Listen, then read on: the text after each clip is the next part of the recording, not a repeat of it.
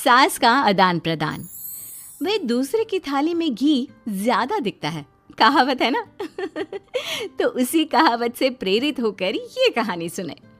मीरा अपनी सहेली सीमा से कहती है, क्या रे सीमा, तेरे जैसी सास भगवान सबको दे। कोई रोक टोक नहीं, कोई बोलियां नहीं, आराम से रहती है और आराम से रहने देती है। एक मेरी सास है। माना कोई रोक टोक नहीं है, लेकिन दूसरी कई परेशानियां हैं जो मेरी सास के साथ है, तू नहीं समझेगी। चल अच्छा रखती हूँ, ननद आई है, उसकी खातिरदारी करनी है। मीरा सीमा की सास से काफी इम्प्रेस रहती है। फिर एक दिन सीमा मीरा के घर किसी काम से जाती है। मीरा की सास कहती है, हाँ भाई सीमा, क्या करने आई है? घर में कोई काम धाम नहीं है क्या? सीमा को तो शौक लगता है, ऐसे कोई कैसे बोल सकता है। आंटी, मैं कौन सा कुछ लेने आई हूँ, देने ही तो आई हूँ। ये अचार बनाया था। तभी मीरा आ जाती है। अरे तू अचार लाई है? तेरी सास ने कुछ कहा नहीं? यहाँ मेरे घर पर तो सामान सड़ जाए, लेकिन मेरी सास मजाल है किसी को चवन्नी भी देने दे। अरे क्यों ना बचाऊं चवन्नी, मेरे बेटे की मेहनत की कमाई है। तेरे भरोसे रहूं तो सब लुटा दे। अब ले ले अचार उससे और दफा कर। मीरा सीमा से अचार लेकर उसे बाहर तक छोड़ने जाती है। अरे यार, तेरी सास तो बहुत अच्छी है। क्या बात कर रही है? कितनी तो बेइज्जती करती तेरी, लेकिन फिर भी तुझे मेरी सास अच्छी लगी। मेरे घर आजा कभी, मेरी सास को देखेगी ना तब पता चलेगा। अरे इससे ज्यादा बुरा क्या हो सकता है। जरूर आऊंगी मैं तेरे घर, लेकिन मैं कुछ लेकर नहीं आ सकती। हाँ, देख रही है ना मेरी सास का हाल। हाँ हाँ, कुछ न लाना, मैं तो कहती हूँ खाली झोला ले आना बस। सीमा चली जाती है। फिर क्या, दोनों अपने काम में लग जाती हैं। लेकिन एक रोज न जाने क्या होता है, मीरा सीमा के घर आती है। सीमा की सास कहती है, अरे सीमा, देख तो कौन आया है, तेरी सहेली मीरा। मीरा, आज कैसे यहाँ पर? आजा आजा। और ये हाथ में क्या है तेरे? क्या मतलब? कुछ नहीं आंटी जी, ये तो खाली थैला है। वो क्या है ना, मंडी जा रही थी तो सोचा मीरा से मिलती चलूं। अरे काहे को मंडी जाना, कल ही मेरा बेटा सब्जी लेकर आया है। अरे मीरा, जरा सीमा का ये थैला तो भर दे। मीरा घबरा जाती है। अरे नहीं नहीं माँ जी, बिल्कुल नहीं, मैं कुछ नहीं ले सकती। हम लोग ना अलग सब्जियां खाते हैं। खैर, मीरा सब्जी तो नहीं लेती, लेकिन सीमा की सास तो न जाने क्यों कद्रदान हुई रहती है। अरे मीरा, जरा चिकन मटन बना ले, तेरी सहेली आई है। मैं फोन कर देती हूँ, वो दे जाएगा। और सुन, मिर्च जरा तेज कर देना। लेकिन मीरा तीखा नहीं खाती है माँ जी। अरे खाना चाहिए।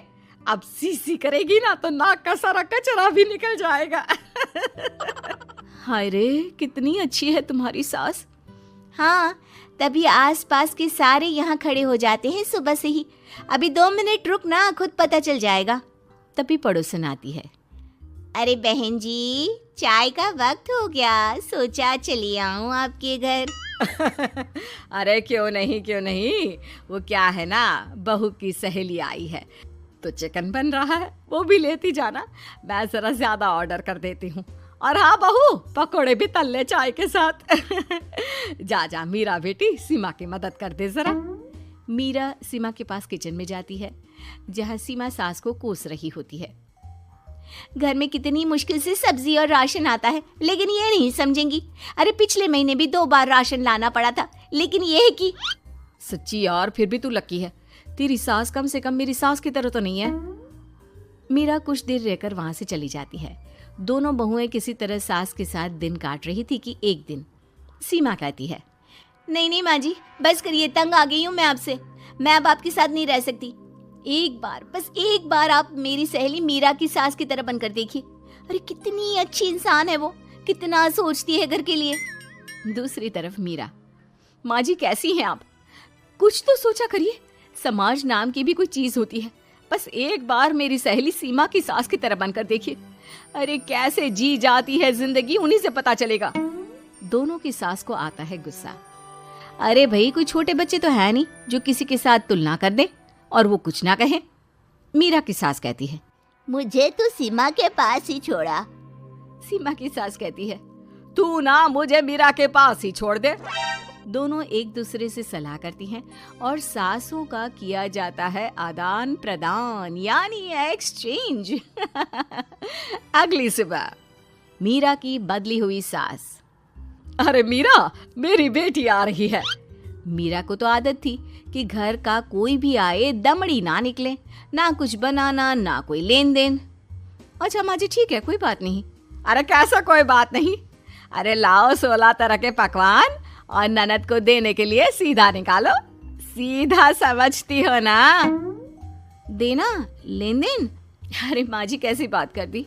इस घर में जो कोई कुछ भी ले आए, लेकिन मजाल है घर की चवन्नी भी कहीं चली जाए। अरे ये तो परंपरा ही नहीं है इस घर की। बाकी खाना हो तो रोटी दाल बना देती हूँ। रोटी दाल तो मेरी बेटी दुख में भी नहीं खाती, तो मायके में क्यों खाए। मैं अभी चिकन मटन पनीर और दाल ऑर्डर कर रही हूँ, सब बना देना। लेकिन मेरी तो आदत ही नहीं है इतना सारा खाना बनाने की। नहीं नहीं माँ जी, मुझे तो माफ करें। अरे कैसी बात कर रहे? तेरी सास की बेटी नहीं आती थी क्या? आती थी ना, खूब आती थी, लेकिन मजाले की सास कुछ एक्स्ट्रा कर दे। माँ जी देखिए, मेरी तो ये आदत नहीं है। दूसरी तरफ सीमा। माँ जी, वो मेरे मायके से लोग आ रहे हैं, तो मैं जरा उन लोगों के लिए कुछ बना लेती हूँ।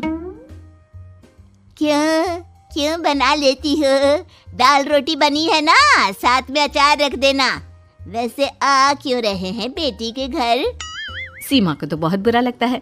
कहाँ तो उसकी सास पड़ोसी के कुत्ते को भी घी की रोटी खिलाती है, और कहाँ ये मीरा की सास जो उसके मायके वालों के लिए सूखी रोटी अचार रख देने की बात कर रही है। वो मेरी भाभी आई है ना, नई, तो शादी के बाद भाई पहली बार आ रहा है। हाँ तो उन लोगों को बोल दो, हमारे घर का रिवाज है सास के लिए 10 साड़ी हार और सजावट का सामान लेकर ही आना, समझे? सास तो बोली जा रही थी, लेकिन सीमा को कुछ समझ में नहीं आ रहा था कि वो क्या करे। सीमा का पति। अरे सीमा क्या हो गया? तुम्हें तो माँ से बिल्कुल ऑपोजिट चाहिए थी ना। कहाँ माँ हर किसी के आओ भगत में तुम्हें लगा कर रखती थी, लोगों से खूब मिलती, घर का सामान बांटा करती थी। अरे याद है ना, तुम्हारे घर वाले आते थे 1 पैकेट लेकर और जाते थे पूरे 10 थैले के साथ। अब आएंगे 10 पैकेट लेकर और जाएंगे खाली हाथ। सही है? नहीं, मुझे नहीं चाहिए ऐसी सास, ये सब तो मुझे पता ही नहीं था। सीमा घबराकर मीरा की सास को लेकर उसके घर जाती है, जहां मीरा। सीमा ले जा अपनी सास भाई। हाँ, मैं भी तेरी सास वापस ही देने आई हूँ। चलो मम्मी जी, मेरे लिए तो आप ही सही हो।